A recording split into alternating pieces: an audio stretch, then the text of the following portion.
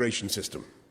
I know it's an issue that people have raised with me in the past, but change is coming, and our system is becoming fairer and more equal as between all our global friends and partners, treating people the same wherever they come from. And by putting people before passports, we will be able to attract the best talent from around the world, wherever they may be.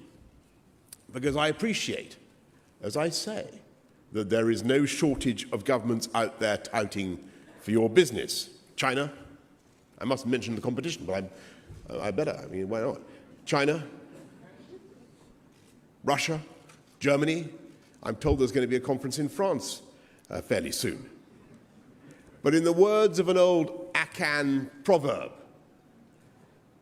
that I picked up in Ghana, all fingers are not the same.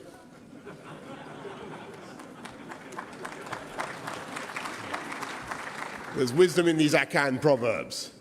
All fingers are not the same, and all countries are not the same. And the UK boasts a breadth and a depth of expertise that simply cannot be matched by any other nation. And that's why we are one of the biggest partners for countries across Africa. Look at the billions of pounds worth of the deals that are being finalised just here today and that we're announcing. The monorail trains that will shortly be conveying citizens through the streets of Cairo, that great and growing city, will be made here. The monorail trains will be made here in the UK, in Derby.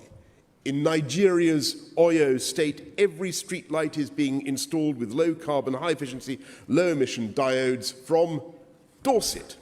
I had no idea they made these things in Dorset. There you go. Families across Angola will shortly be tucking